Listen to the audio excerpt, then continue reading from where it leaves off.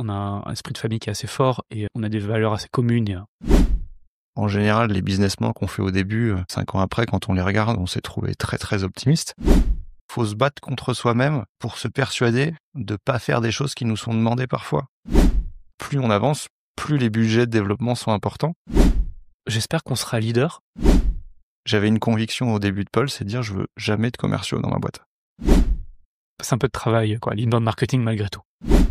La satisfaction client est vraiment au cœur de la boîte. J'avais pas beaucoup de doutes, mais ma vision était un peu biaisée. Même si vous n'êtes pas satisfait de votre logiciel et que vous voyez plein de raisons d'en changer, ça se fait pas forcément. On peut dire les choses sans filtre, et ça c'est un vrai confort. Et il y a aussi une richesse de l'écart d'âge. Il y a eu des sujets de Discord, et on a fait des erreurs, mais c'est pas grave, on est dans le même bateau, on avance quoi. Vous êtes-vous déjà demandé comment deux cousins peuvent transformer leur lien familial en une success story entrepreneuriale? Découvrez l'histoire fascinante de Simon et Aymeric, deux cousins qui ont quitté leur poste confortable dans de grandes entreprises pour se lancer dans l'aventure entrepreneuriale ensemble. Leur parcours unique combine expertise professionnelle et liens familiaux. Dans cet épisode, nous plongeons dans les coulisses de la création de Pulse, explorant comment ils ont su transformer leur vision et leurs valeurs en une entreprise florissante tout en préservant et même en renforçant leurs liens familiaux. Vous découvrirez leurs stratégies, leurs défis et leurs secrets pour réussir en tant qu'entrepreneur cousin. Ne manquez pas cet épisode inspirant qui vous donnera des clés concrètes pour entreprendre en famille et transformer vos relations personnelles en atouts professionnels. Merci à tous les deux d'être ici aujourd'hui. Ce que je vous propose, en fait, c'est que chacun à votre tour, vous vous présentiez ce que vous avez fait avant. Et Aymeric, 31 ans, j'ai fait une école de commerce, comme Simon d'ailleurs. J'ai fait 3 ans à peu près dans le conseil en stratégie à Paris, avant de lancer Pulse, enfin plutôt de rejoindre l'aventure Pulse.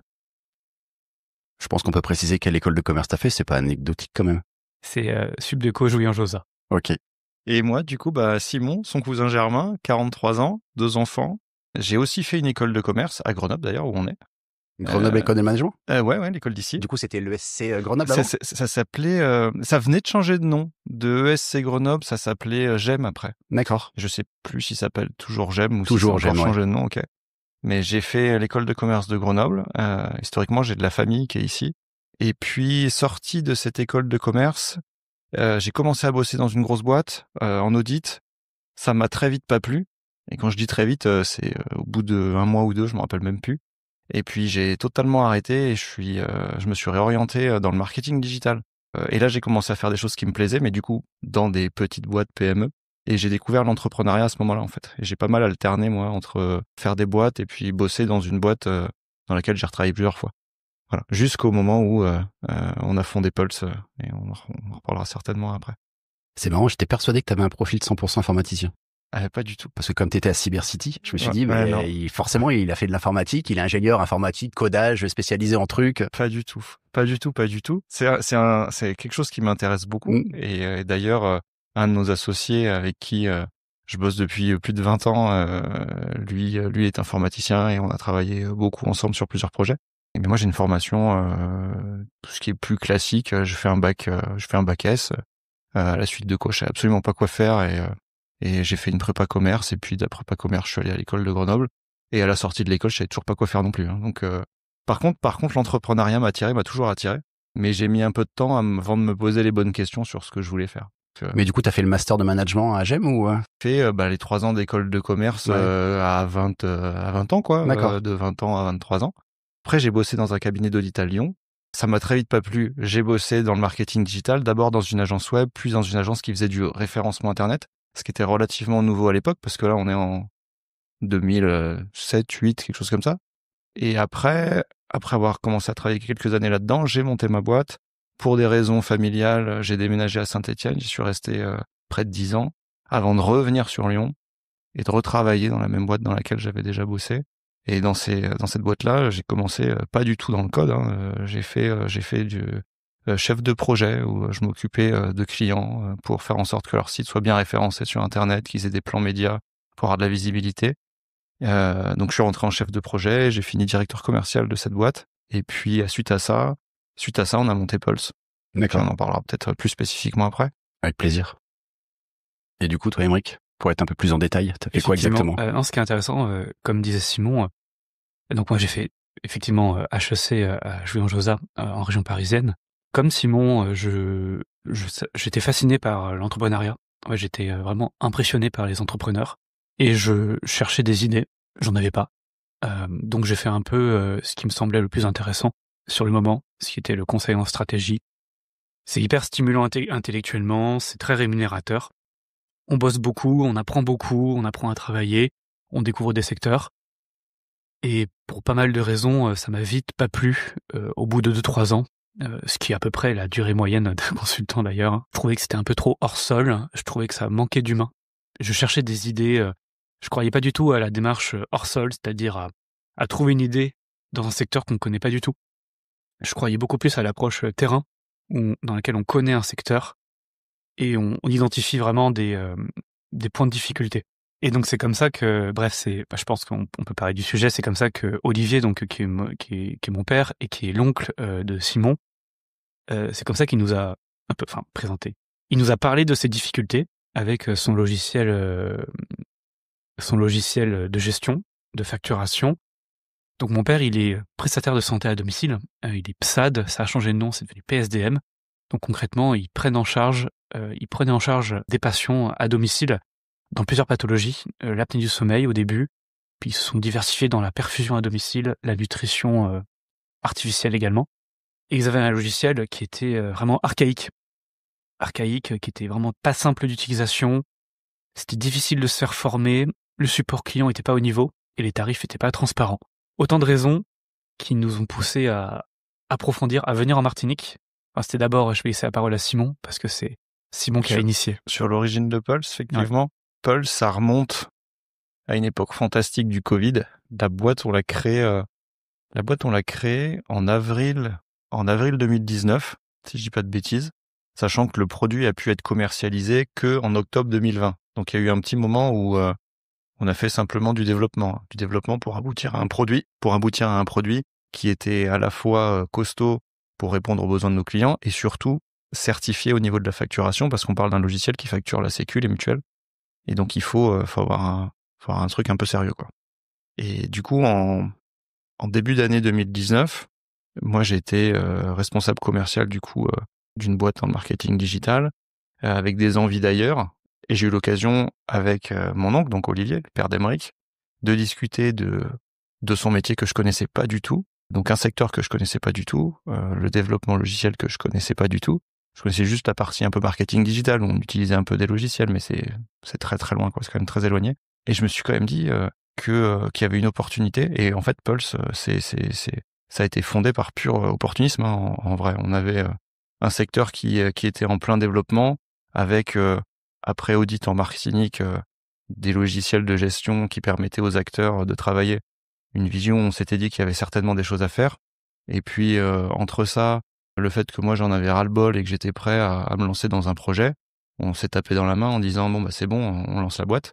Et c'est comme ça que en avril 2019, on a fondé Pulse avec au début Olivier, David qui s'occupe pour le coup de la partie technique et moi, et Aymeric qui nous a tout de suite rejoint dans la foulée. On s'est occupé pendant les premiers 18 mois à faire du développement informatique.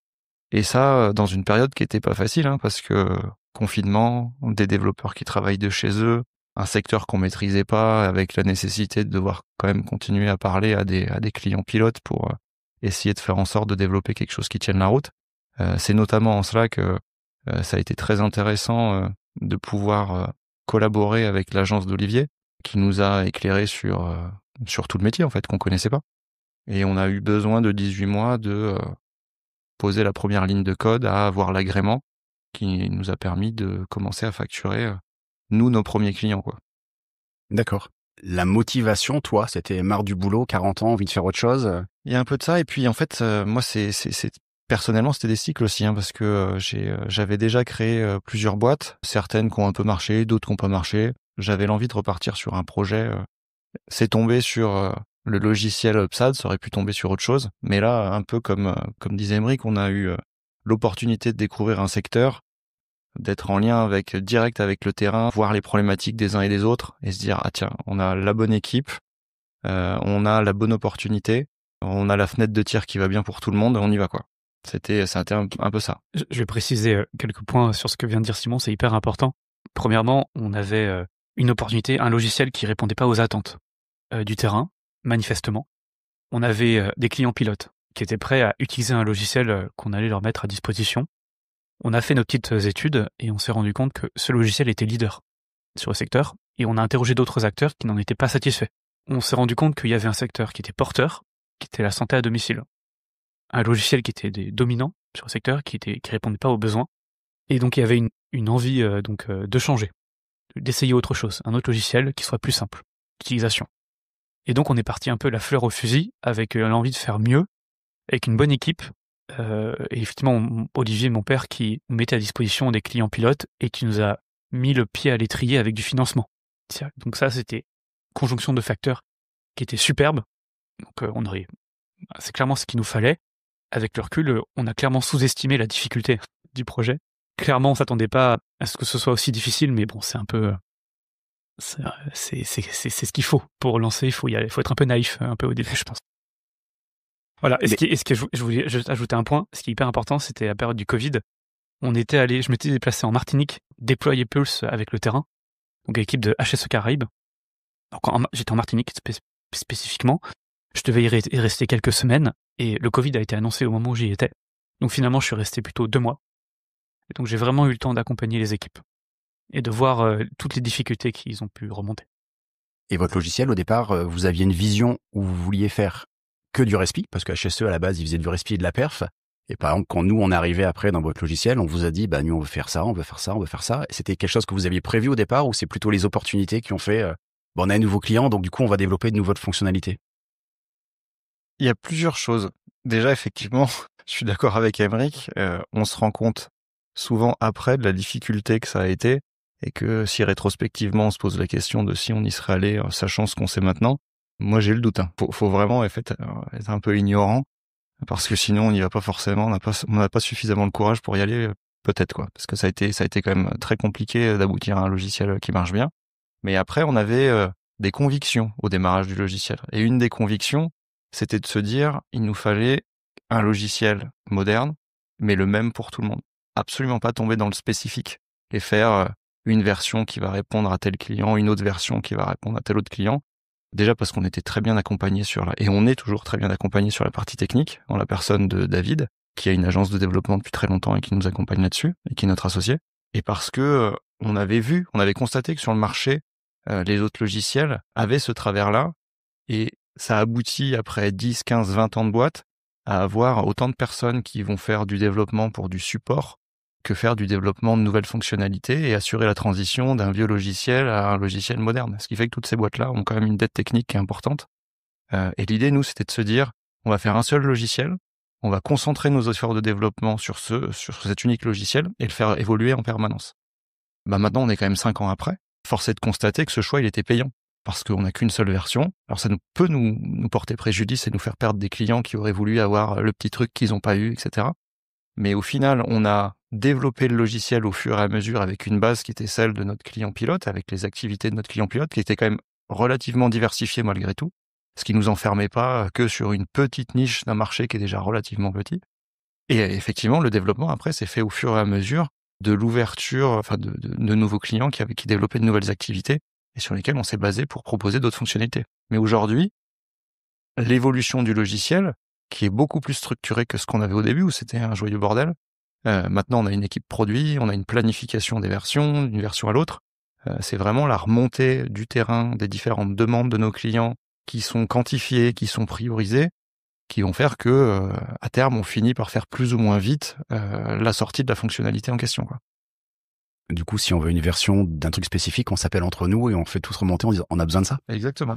Et ça marchera. Plus vous êtes nombreux et plus ça marchera. Je vais leur dire. Mais ce qu'il y a, c'est que si on fait l'analogie, au début de l'histoire de Pulse, on aurait été prêt à faire des développements pour des gens qui n'étaient pas clients chez nous et qui, en tant que prospect, disaient « Ah, s'il y a ça, peut-être que je peux venir poser la question de faire ce truc-là ».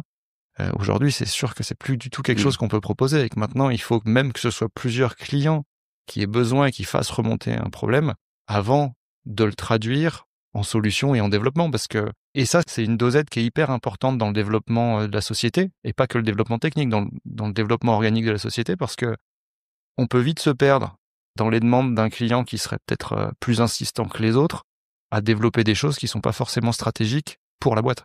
Soit parce que le développement est absolument pas pertinent, soit parce qu'il peut peut-être l'être, mais beaucoup moins que quelque chose qui va intéresser le plus grand nombre et nous faire évoluer vers plus de clients.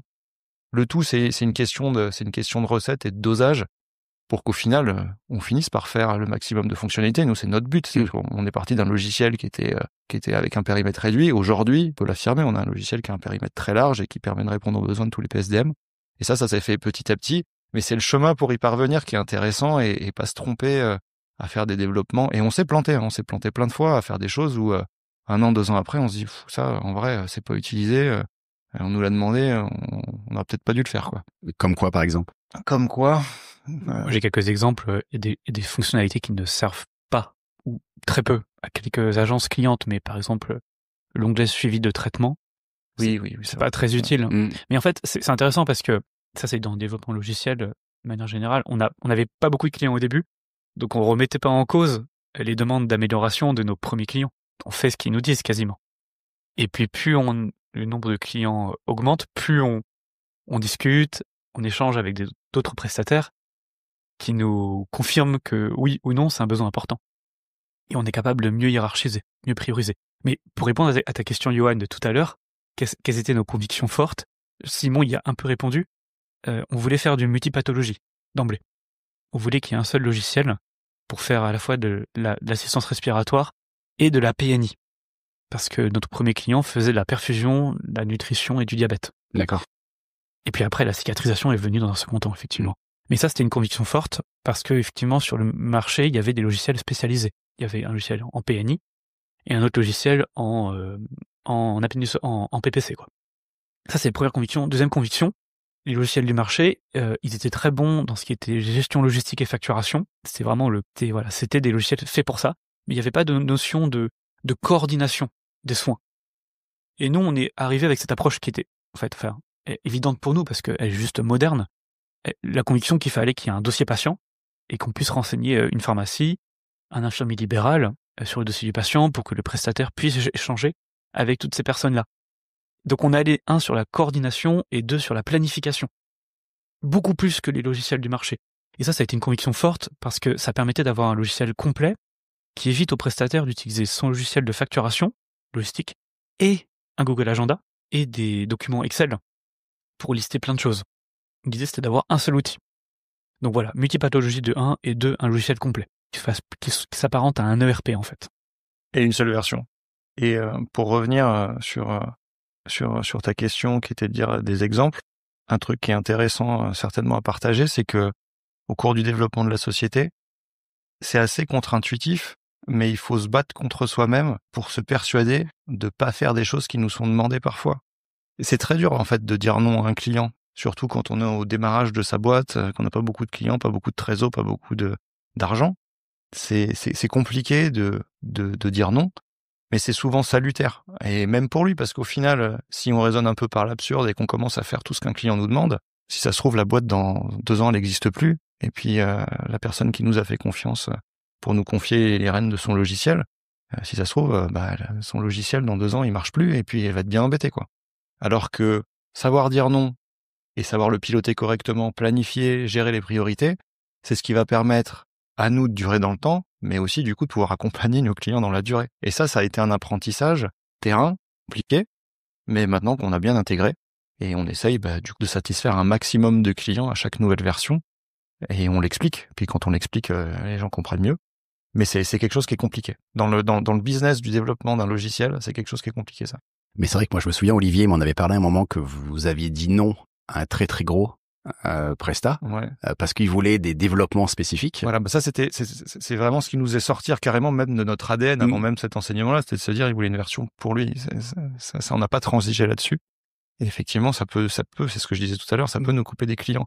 Mais c'est salutaire sur la durée. Ouais, moi j'étais hyper surpris en disant mais ils se lancent, ils disent non à ce client-là qui est un des leaders aujourd'hui. Hein. Je veux dire, ils ont quand même pas peur mais au final, vous avez eu raison parce qu'aujourd'hui vous avez quand même plein d'autres clients qui arrivent Ouais, et puis aujourd'hui, c'est les petits clients qui nous font vivre. Ça aussi, c'est un peu l'illusion qu'on a eue au début de la société, c'est de se dire, tiens, Olivier connaît effectivement un carnet d'adresses des grands réseaux, des patrons de ces réseaux-là qu'on a pu rencontrer au démarrage de notre solution. Et on s'était dit, ah bah super, on va pouvoir travailler avec ces gens-là parce qu'on est introduit. Et en fait, pas du tout. En fait, pas du tout, du tout. Et même encore aujourd'hui, en fait, on ne travaille pas avec les grands réseaux. On travaille avec des gens qui ont une seule agence et des gens qui ont développé des réseaux. Mais on travaille pas avec les grands réseaux nationaux. Peut-être que ça viendra dans un second temps. En tout cas, c'est pas eux qui nous font vivre. Et pareil, c'était un peu différent de ce qu'on avait pensé au début, quoi. C'est quoi les défis techniques que vous avez eu à résoudre dès le départ? Tu parlais justement de la facturation à la CPM, qui était à mon avis quelque chose Ouais, d'assez c'est un gros compliqué. morceau, ça. Ouais. Mais il y a eu autre chose? J'ai pas mal Vas-y. pas mal d'idées. L'agrément. L'agrément CNDA pour donc être agréé pour télétransmettre des factures et des ordonnances. Évidemment, c'était un défi technique pour notre équipe technique. Un grand bravo encore une fois à Pixid. Je pense notamment à Jérémy, Florian et David à l'époque qui ont fait du super boulot et qui continuent.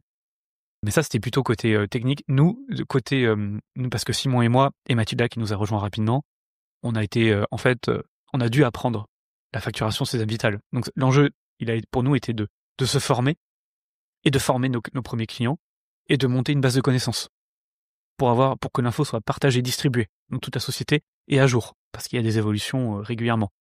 Donc la première difficulté, c'était d'avoir de l'information à jour, donc monter une base de connaissances de 1.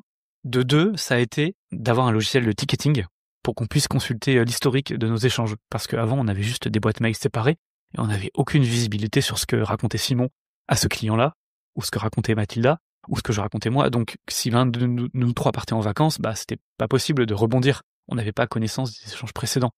Donc, du point de vue de Simon, Mathilda et moi, du point de vue formation, support client, c'était ça les grands défis. C'était la base de connaissances de 1 et de 2 le ticketing, de mon point de vue. Ouais, je suis d'accord. Alors là, effectivement, nous parler des défis techniques sur la partie développement pur de logiciels, on peut en aborder. Il y en a eu quelques-uns. C'est que dans le cas de notre activité spécifique, où les gens ont des agences et puis envoient des collaborateurs sur le terrain, l'idée étant que nos clients utilisent uniquement le logiciel, pas d'autres logiciels, pas de papier. En plus, on a des contraintes réglementaires liées à la protection des données de santé. L'idée, c'était d'avoir, en plus de notre logiciel, une solution en mobilité. Et la solution en mobilité, quand vous promenez et que vous allez livrer des pansements, faire des perfs, etc. à droite à gauche, il y a parfois des zones qui sont non couvertes. Du coup, il fallait avoir une solution logicielle qui permette malgré tout de dire j'ai bien livré, de dire j'ai bien fait le rendez-vous, de prendre les informations sur le téléphone, et quand bien même il n'y a pas de réseau. Donc il y en a eu des difficultés techniques et qui se sont posées dès la construction de la solution. On a fait des choix de techno qui étaient des vrais choix aussi, parce que les technos n'étaient pas forcément très développés, au moins en France, sur des technos, notamment de bases de données, qui permettaient de faire nativement de la synchronisation de données pour justement permettre de livrer un bon de livraison depuis son téléphone et que quand on recapte du réseau, ça synchronise avec le serveur et qu'il y ait le même niveau d'information partout. Ça, c'était des choses, quand on a lancé la solution, il n'y avait pas de 30 000 solutions qui le permettaient.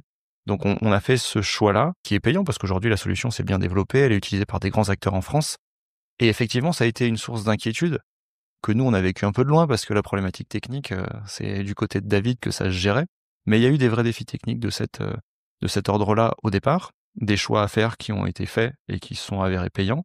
Et aujourd'hui, le défi, c'est passer 5 ans, l'obsolescence, ça arrive vite en informatique, c'est d'arriver à toujours être à jour au niveau des technos qu'on a employés. Nous, on est basé sur une solution qui est en full JavaScript, et l'idée, c'est de progressivement basculer sur les solutions JavaScript qui sont à jour et faire en sorte que on se retrouve pas avec des vieilles technos et être pris un peu à la gorge comme les éditeurs concurrents qui aujourd'hui ont accumulé beaucoup de dettes techniques.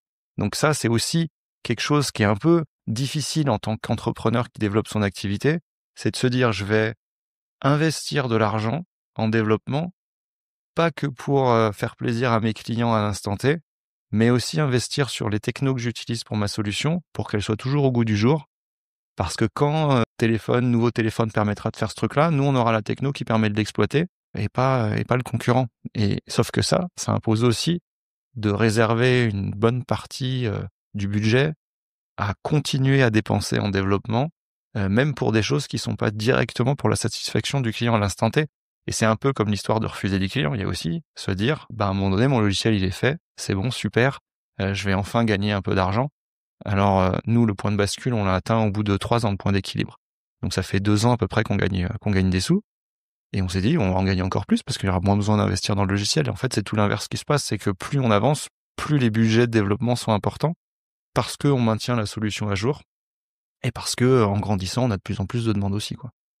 Et en plus, il y a un petit truc qui est arrivé il y a quelques années qui s'appelle l'IA. J'imagine que ça va être un gros impact pour vous aussi. Ouais. Alors, c'est un gros impact. Je vais te laisser, Aymeric, si tu veux un peu en dire. Ouais, l'IA, c'est drôle parce que depuis quelques temps, on nous en parle régulièrement. Alors, l'IA, qu'est-ce que vous avez prévu?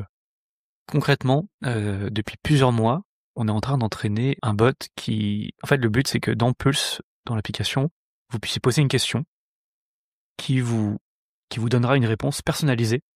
En fait, le bot, il a avalé notre base de connaissances qu'on maintient à jour et il va donner une réponse la plus personnalisée possible. Donc en mélangeant un peu les différents articles de notre foire aux questions. On est en train de l'entraîner, c'est-à-dire que on lui pose des questions et on lui dit si oui, la réponse est satisfaisante ou non, elle n'est pas satisfaisante et pourquoi.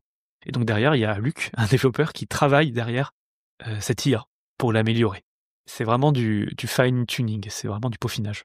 Et du coup, il y aura plus Zendesk que vous aviez qui va disparaître et on va arriver que sur ce système-là et on posera directement la question dans... Exactement, ouais. Et du coup, ça sera aussi bien de la question comment je fais ça ou comment je facture ou... Ouais. Ok. Et vous avez prévu d'aller encore plus loin pour créer-moi un compte-rendu. Tiens, j'ai tous les données de ce patient, j'ai tous les trucs. Vas-y, crée-moi le compte-rendu.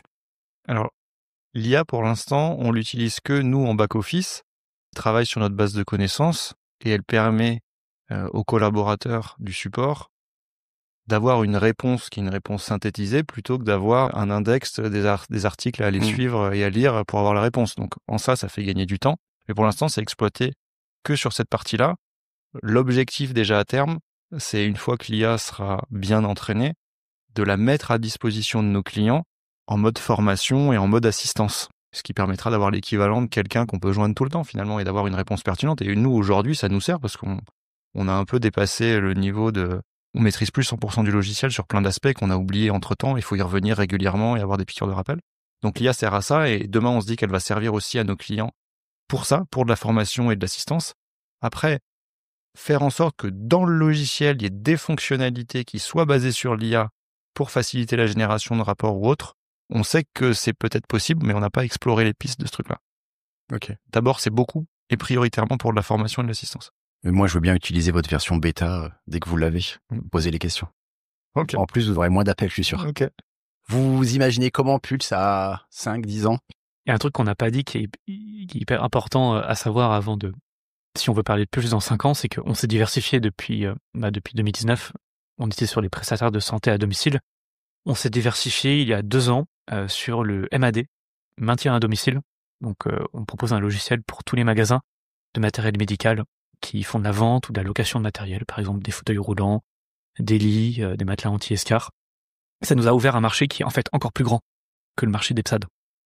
Donc en fait, quand on parle des PSDM, prestataires de services et distributeurs de matériel médical, on distingue généralement la PSAD et la MAD. Donc on s'est diversifié là-dedans.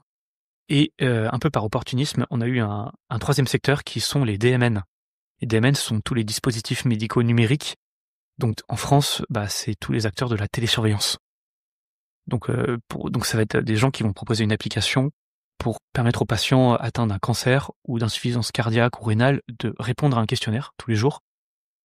Et selon les réponses, d'alerter l'hôpital, l'établissement de santé qui les suit pour générer une alerte et adapter le protocole de soins. Donc, Pulse leur permet de facturer.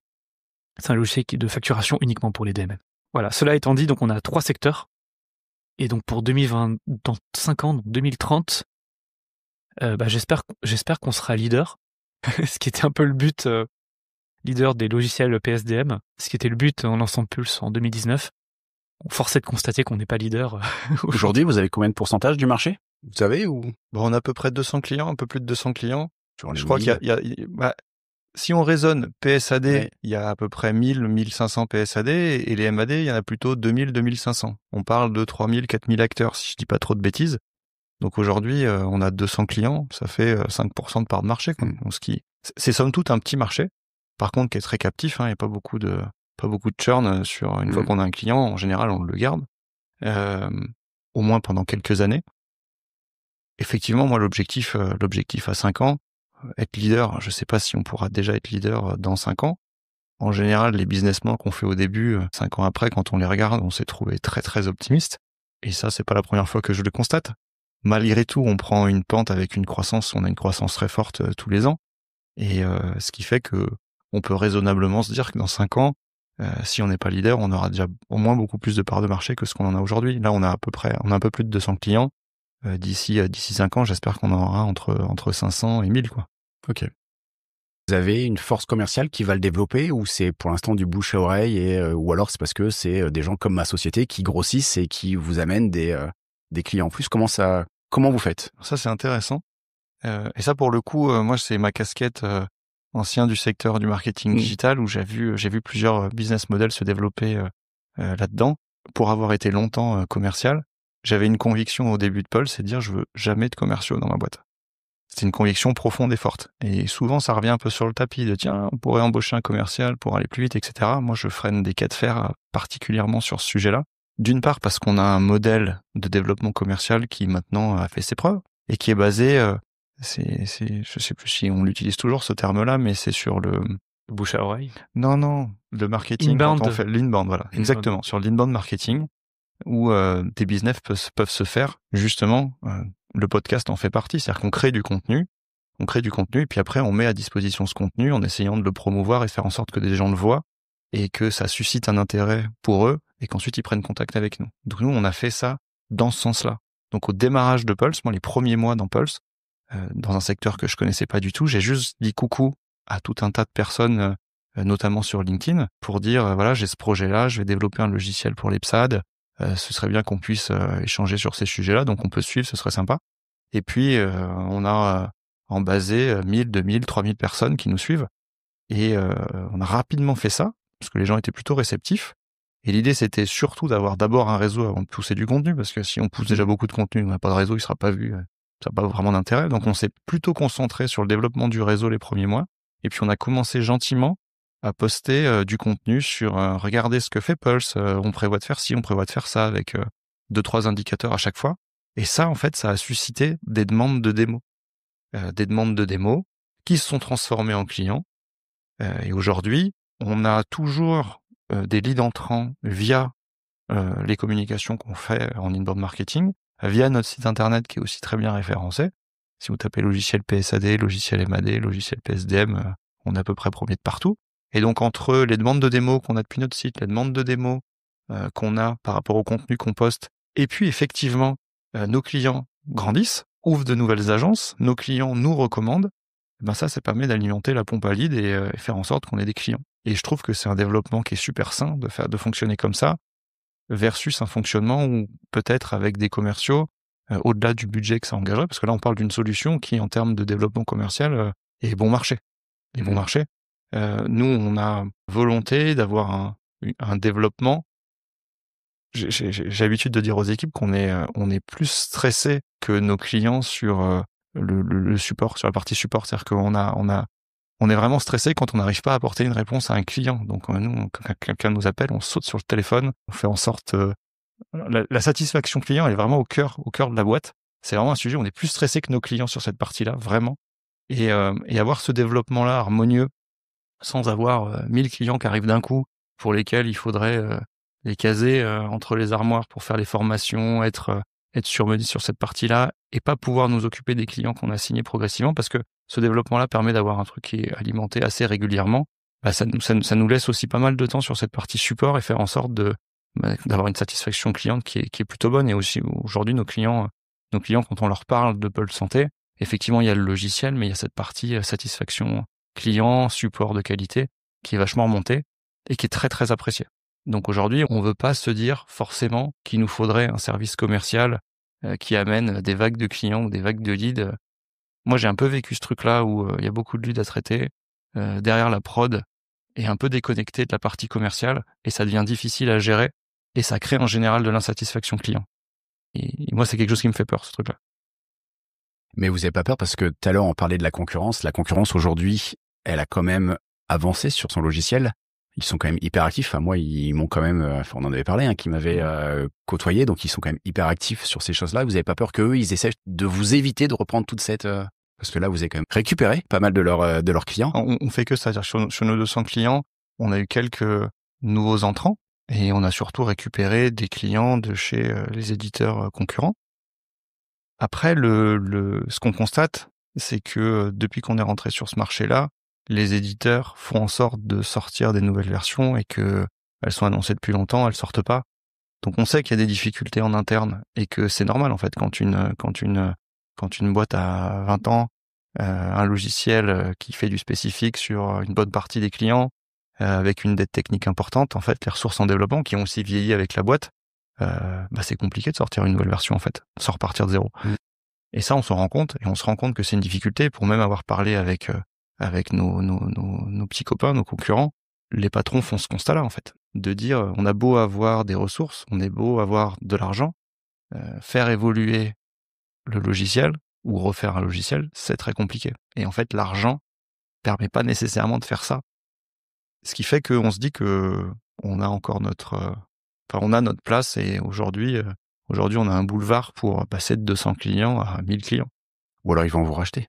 Ou alors ils peuvent éventuellement nous racheter. Et effectivement, on a été contacté d'ailleurs. C'est pas un secret, mais on a deux voies de développement. C'est soit du développement organique et puis à terme, c'est notre ambition depuis le début être leader parce qu'on a lancé la boîte pour ça. Ou se dire tiens, finalement, passer un moment, on va commencer à intéresser les gros. Quand on parle des gros, c'est les gros éditeurs, hein, pas nos clients. Et effectivement, il y a des gens qui sont venus nous voir en manifestant leur intérêt, mais sans que ce soit aller plus loin pour le moment. D'accord. Je vais revenir juste sur l'inbound marketing, parce que c'est un point hyper important. C'est pour nuancer ce que disait Simon. Ça arrive, effectivement, on crée du contenu, on fait des vidéos sur LinkedIn, on fait des posts régulièrement, on alimente le site web avec de l'actualité réglementaire. Par exemple, la certification PSDM, la signature sur Amélie Pro. C'est des choses qui augmentent le référencement du site et qui contribuent à notre visibilité. Et donc ça, c'est hyper important. Mais pour que ça marche, on a d'abord dû faire du démarchage. Effectivement, on a fait un programme pilote dans les tout premiers mois. Et c'est comme ça, on a proposé des remises. Et c'est comme ça qu'on a eu nos premiers clients et on en est éternellement reconnaissant. Je pense à Cicadom, mais je pense à d'autres clients comme Anea Santé, je pense à Airlife Medical. C'est grâce à eux qu'on a pu mettre le pied à l'étrier. Et c'est comme ça que le bouche à oreille a commencé à fonctionner. Donc ça, c'est pour nuancer, c'est qu'on a fait un peu de démarchage au début, premièrement. Et deuxièmement, on a des demandes de démo toutes les semaines. On en a 2 ou 3. Et les demandes de démo aboutissent pas toujours à une signature de contrat. Mais on a un effort derrière de relancer ces gens-là. Ils donnent pas de nouvelles, on les relance. Ah, hey, qu'est-ce qui se passe? Est-ce que vous avez des questions sur Pulse Santé? Est-ce que vous êtes toujours intéressé? On les relance gentiment, hein, mais on n'a pas d'automatisation des relances. On le fait vraiment dans une relation personnelle, quoi. Vous n'avez pas un petit Brevo qui envoie un mail automatique? Non. Absolument. On utilise Brevo, mais pour une newsletter et pour de la communication. Ok. C'est un peu de travail, quoi. L'inbound marketing malgré tout. Il y a pas de solution miracle, c'est sûr. Après, les gens, quand ils travaillent avec un éditeur, qu'ils en soient satisfaits, mais surtout pas satisfaits, ça les fait pas quitter pour autant l'éditeur rapidement. Parce que quand vous avez une grosse boîte, que vous utilisez un logiciel qui est au centre des opérations, il faut se poser la question de le remettre en question, de changer, de s'occuper de migrer des données. C'est très très très compliqué en fait. Et quand on l'a fait. Voilà, c'est très compliqué.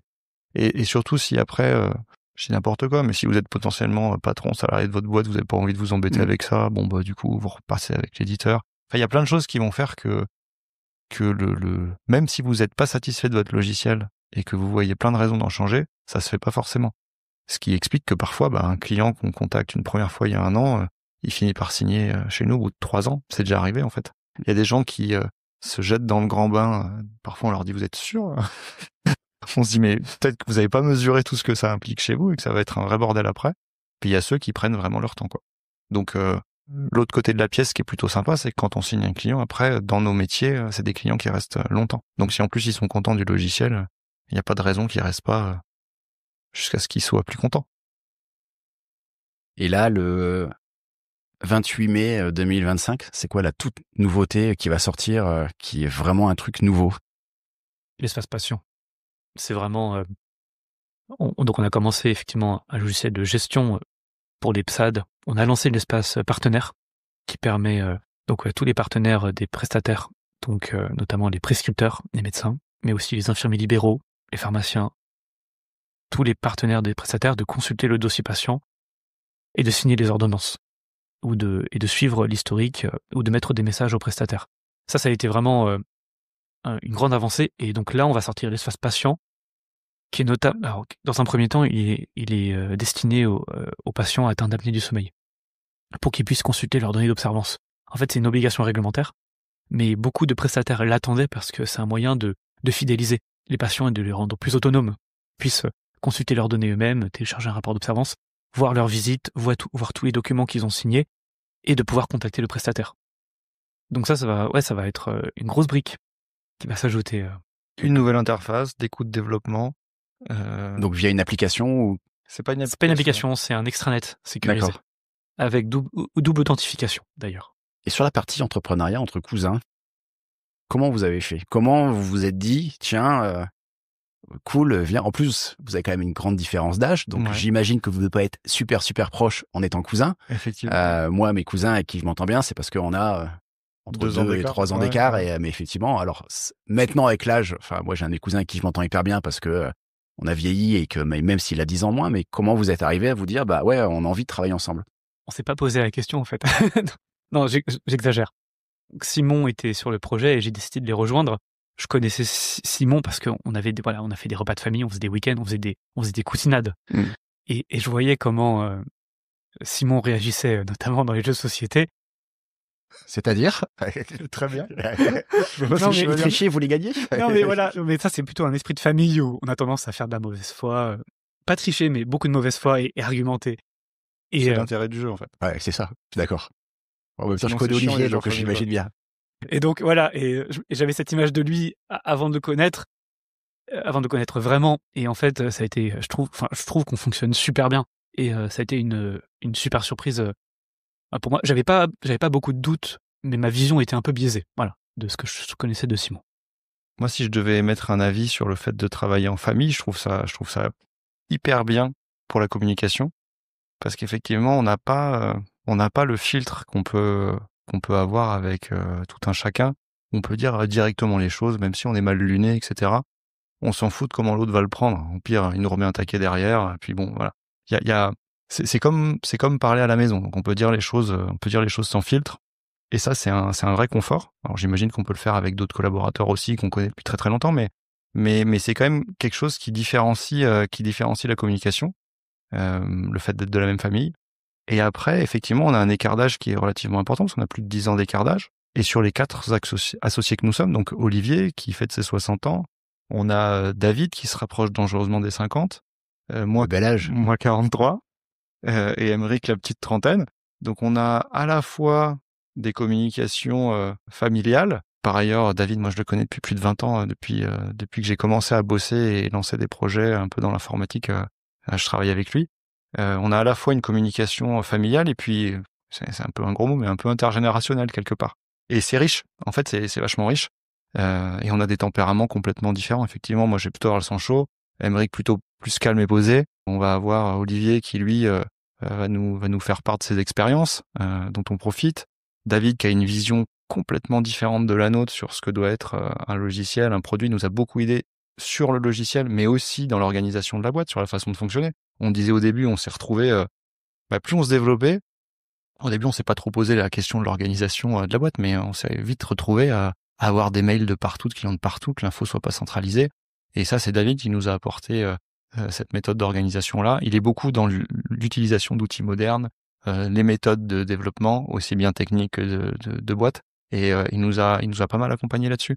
Le fait d'être de la même famille pour la communication, moi je trouve que c'est un plus. Et il y a aussi une richesse de l'écart d'âge, parce qu'on profite des expériences des uns et des autres, et puis de la fraîcheur et de la motivation des uns et des autres aussi, quoi.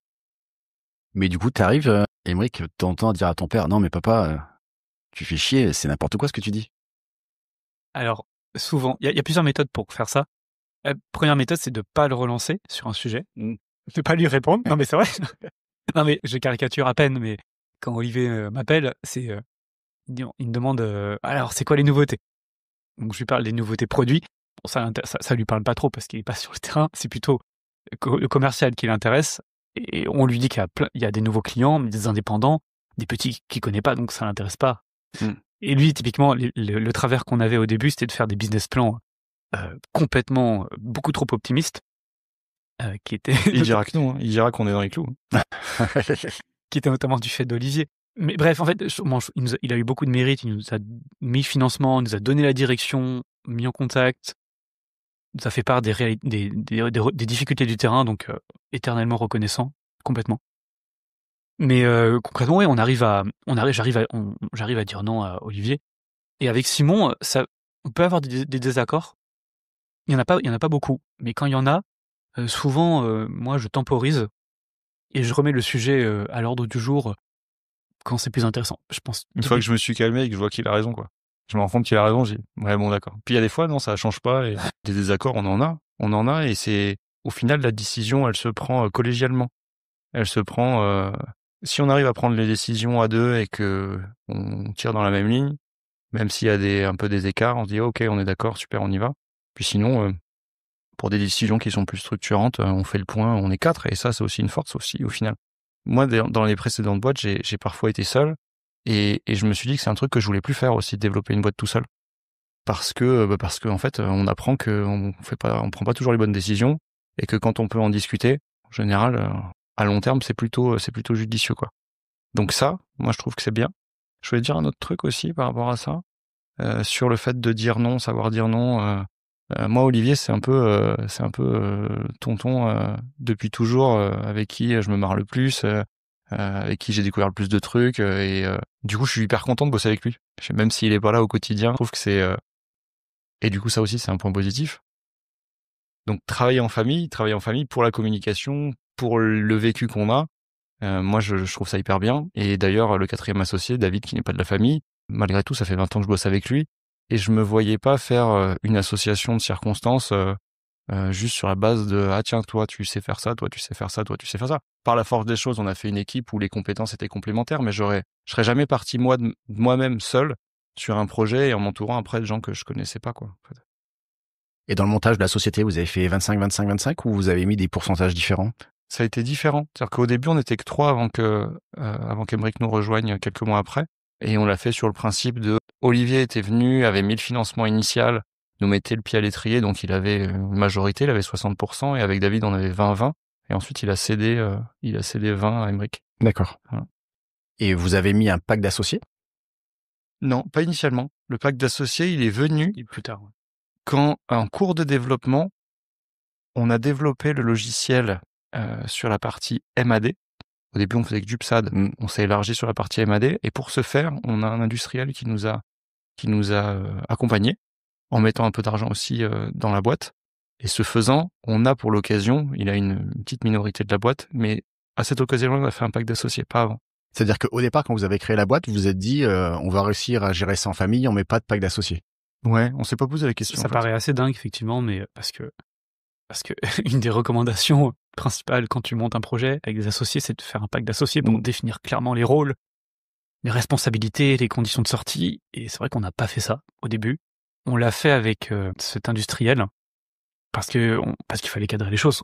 Il fallait pas qu'il puisse sortir, que l'un d'entre nous puisse sortir n'importe comment. Donc les rôles et les responsabilités, ça s'est fait un peu par la force des choses. On pourra en reparler, mais on est assez complémentaires avec Simon. Il y a des tâches qu'on se partage, qu'on fait tous les deux, et d'autres qu'on fait séparément. Mais au début, on était obligé de tout faire. Donc de toute façon, on faisait tout. Et puis plus la boîte se développe, plus c'est pas qu'on se spécialise, mais il y a des choses qu'on fait plus, que les collaborateurs, sur lesquelles les collaborateurs ont pris le relais. Puis il y a des choses que chacun fait de son côté et qui sont différenciées, quoi. Mais ce qui est marrant, parce que c'est ce que je disais tout à l'heure. Moi, j'étais persuadé que t'étais milieu informatique, parce que si je dois parler d'un truc commercial, je vais appeler Aymeric. Si je dois parler d'un truc technique, c'est toi que je vais appeler. Eh ben, détrompe-toi. Bah ouais, mais ce qui est plutôt marrant, en fait. Et tu vois, l'image qu'on en a de l'extérieur, c'est... Alors concrètement, si tu vas me parler technique, je pourrais te répondre superficiellement et j'irai parler à David. Pareil, mais effectivement, moi, la technique. Après, j'ai toujours fait des business en lien avec la tech, donc moi, j'ai peut-être cette expérience un peu en plus, mais encore une fois, j'ai jamais codé, ou quand je l'ai fait très très mal, quoi. C'est facile de coder maintenant. Ouais. Tu demandes à ChatGPT, tu lui dis je veux faire ça. Et il le fait. Ouais, ça va être beau. Magnifique. Comment vous gérez les réunions de famille, parler de boulot, vous invitez David à Noël et Alors, effectivement, on parle un peu de boulot, mais pas tant que ça, en fait. Olivier, il arrive à pas en parler quand il y a une réunion de famille. Ouais, en vrai, oui. En vrai, ça se fait assez naturellement. Hein. C'est pas quelque chose qui empiète sur les Noëls ou les cousinades, quoi. Les gens savent qu'on bosse ensemble.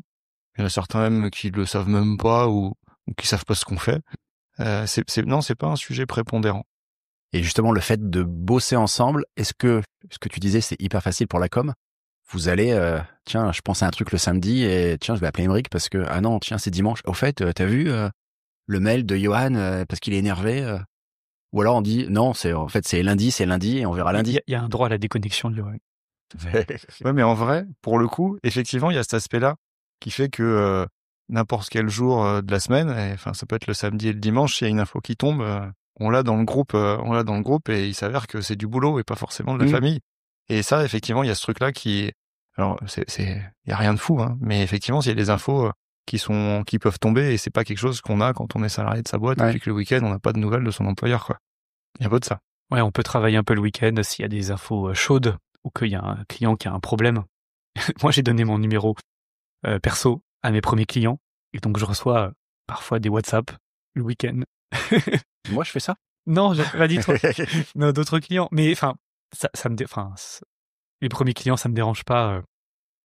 Mais ça nécessite de s'organiser quand même et de faire en sorte qu'il n'y ait pas de 36 000 canaux de communication. Mais justement, t'as pas WhatsApp Business pour mettre un petit message en disant je vous réponds lundi? En fait, il faudrait que je prenne un autre téléphone, une autre carte SIM. J'ai pas encore franchi le pas. Les impôts, ils aiment pas. Ah bon? Alors? Parce que? Avantage en nature. D'avoir une carte SIM. Mais non, mais d'avoir ton téléphone du boulot que tu utilises à titre perso. D'accord, ok. Je sais, nous on a été redressés là-dessus. Ok. Moi, j'utilise pas mon téléphone le minimum possible. Tu dis ça parce que t'es enregistré et que ça va passer. Pas du tout. Moi, j'ai horreur du téléphone. Donc, moi, je l'utilise, mieux je me porte. T'as raison. Pas plus. Ouais, mais pas plus. Moi, je suis arrivé à couper les notifications sur ma montre il y a une semaine et je revis. Ouais, trop bien. On a parlé pas mal d'avantages. S'il y a un inconvénient à être en famille, enfin, ou plusieurs, vous mettriez quoi? Je prends plus de pincettes quand même quand je travaille avec Simon. Enfin, plus de pincettes. Parfois, il y a des choses qui vont m'énerver. Je vais essayer de me calmer et de pas laisser l'émotion parler. C'est marrant parce que Simon, il disait le contraire. Non mais, je donne cette image sans froid, calme, mais parfois ça bouillonne. Donc je fais attention. Enfin, parfois je vais dire les choses, mais je vais pas le dire méchamment. Je vais faire attention à pas le dire méchamment. Voilà, parce que je veux pas que ça nous porte préjudice et que ça entame la relation entre nous, de cousins. Ouais, moi de mon côté, sur la partie inconvénient de bosser en famille, effectivement, en fait, quand t'es en famille après, que ce soit le boulot ou pas le boulot, tu sais qu'il y a ça de manière sous-jacente et qu'il y a toujours ce sujet de discussion qui peut être là alors que t'es en train de te promener dans la montagne et en fait tu t'en fous à ce moment-là, t'as pas envie de forcément parler de ton travail et que si un de tes membres de ta famille qui est par ailleurs ton associé veut t'en parler, il t'en parle. Et effectivement, t'as cet inconvénient-là. Mais après, il pourrait y avoir, je pense, des inconvénients liés à des embrouilles qu'il pourrait y avoir entre associés, mais qu'on n'a pas jusqu'à présent. Alors, est-ce qu'on les a pas parce qu'on est en famille? Je pense pas, hein, y a pas de magie. Mais en fait, comme la relation, elle est saine, les choses se disent, que ça énerve les uns ou les autres, on finit par pouvoir se parler franchement et quand même relativement aligné. Aujourd'hui, on n'a pas d'embrouille familiale autour de ce truc-là. Et j'espère qu'on n'en aura pas, quoi. Il faut peut-être préciser quelque chose, c'est que ça a l'air idéal comme ça de loin, mais on a évidemment fait des erreurs et on s'est un peu engueulé quand même. Il y a des choses, par exemple, une amélioration produit qui a été mal testée, ou un client qu'on n'aurait pas dû prendre parce qu'il demandait trop de demandes d'amélioration. Il y a eu des sujets de Discord et on a fait des erreurs, mais c'est pas grave, on est dans le même bateau, on avance, quoi. C'est à refaire, vous referez? Ouais. Ouais, mais après. Bon, pas Pulse, mais un autre truc, mais en famille, on travaille. Oui, c'est pas le problème. Effectivement, Pulse a été opportuniste. Malgré tout, on fait un logiciel qui sert à des prestataires, qui aident des patients. Et en ça, c'est aussi une source de satisfaction qui peut avoir potentiellement plus de sens que vendre de la pub sur Internet. Donc ça, c'est quand même cool. Après, à refaire sur un autre business, bien sûr. Ouais. Avec plaisir. Ouais. Je crois que Simon a quelques idées d'ailleurs. Moi, j'ai beaucoup d'idées de création de boîte, j'en ai plein de trucs. Mais Je pense que c'est un truc de Ruby, ça, je pense. Moi, je m'appelle pas Ruby, mais je pense que j'en connais un autre comme ça qui en a plein. Quoique là, il a l'air de s'être calmé. Tu sais qu'avant Ruby, ils étaient à Voiron. Ouais. Ils faisaient du papier. Et ils faisaient des pansements, notamment. Mais il faisait aussi des serviettes hygiéniques. Ouais, Je me demande d'ailleurs si c'est pas l'inventeur de ça, en fait. Ouais.